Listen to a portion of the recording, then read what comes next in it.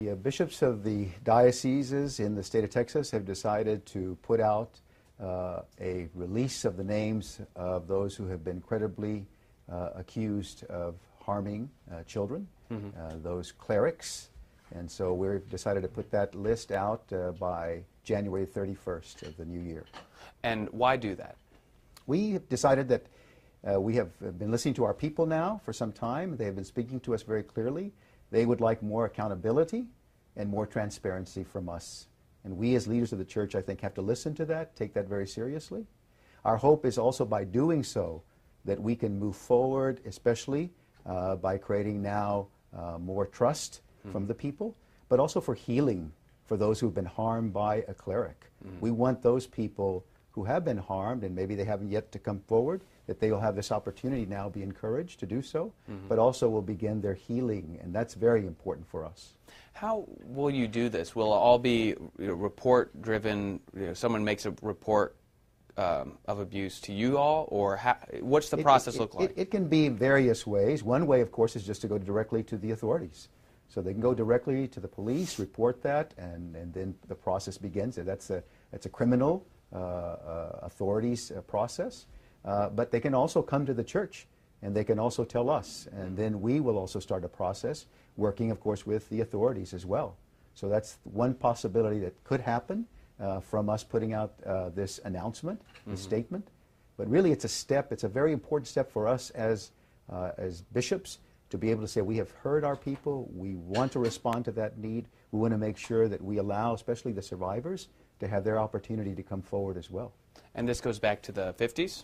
1950 is when we've decided to draw the line, moving all the way forward. 1950 because the John Jay study was done at that time. That's a John Jay College. They did a study of sexual abuse amongst clerics, and they started with 1950. They did a scope and nature, context and causes. And so we decided, let's use 1950 as our mark as well, moving forward. Do you know of any names that you can release now, or how many people are we talking about? We don't know. That's the thing. We don't know how many names we're going to have. The Diocese of Austin was founded in 1947, so that's just a few years before that 1950 benchmark line that we've used. So going forward, what we've decided to do through the help of our attorneys, we're going to get an outside investigator to come in, an independent investigator, who will come in and review our files and then say, here are the files you should report. Are there cases in those files currently that you knew that this was somebody who did that, maybe recent or as long as 1950? Yeah, we to give that information, I think would be kind of haphazard. I think it's best for us to really have somebody independently do that instead of me trying to guess and to remember and say, did I recall correctly? Is that the right person or not the right person? So I want to be as accurate as possible so that by January 31st, when we do come out with that information, you will have hopefully a very accurate list.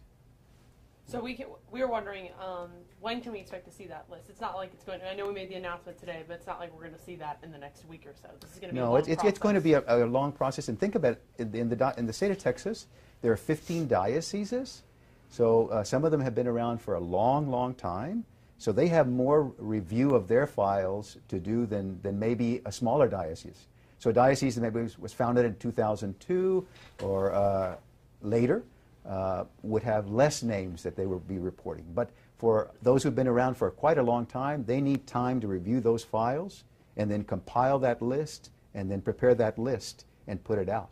So it has to be thorough and it has to be accurate. We want to make sure that we are accurate in the information we put out.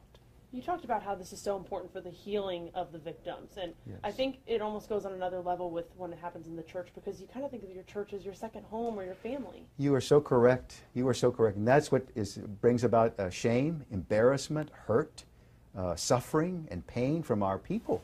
We're all brokenhearted over this whole thing.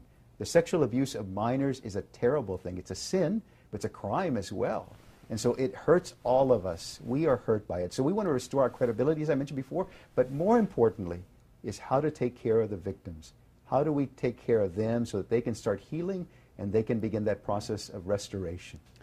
And of course, you want to be able to feel safe when you're in church. Indeed. I mean, when people come to see their priest, they should feel safe. It is their home. It is a place where they should feel comfort, when you come into the church, you should feel like, this is me, this is my home. I can feel comfortable here with the people that are here, and especially with the ministers, the men who are serving us. They should be able to be credible, reliable, dependable, men of God, holy. I mean, that's to be expected.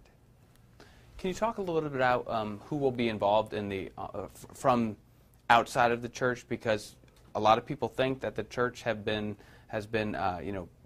co-conspirators, if you will, to keep some of these cases under wraps. Talk a little bit about what type of outside help will be helpful. And that's why we wanted somebody from the outside. I can't give you exact name or anything like that. Some places, some dioceses have only begun that process. Some are still looking for that person.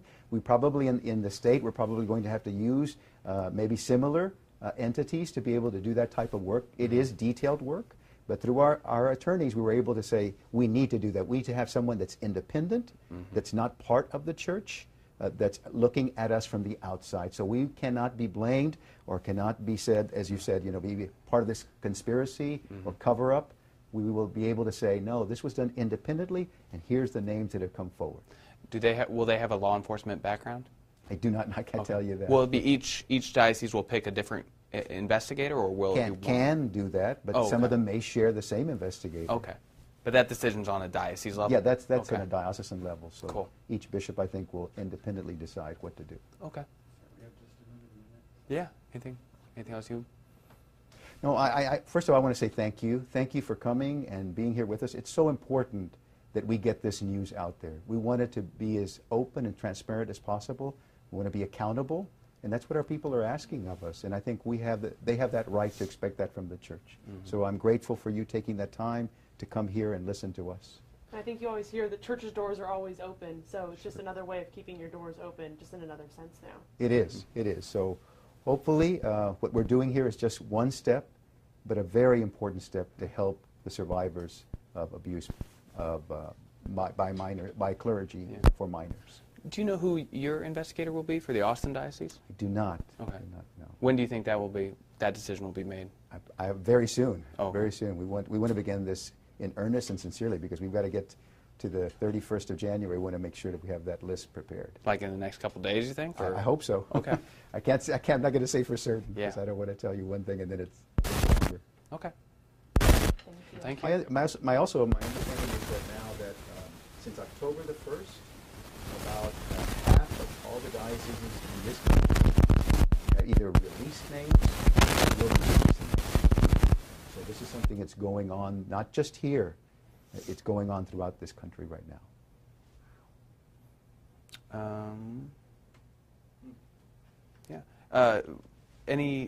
So will this investigators be going back and interviewing victims if they say, hey, I was a victim of this years ago? They may. I don't want to say yes or no again. Okay. Yeah, I don't want to say yes one way or the other. Don't know whether that'll happen or not. So. you. Thank you very much.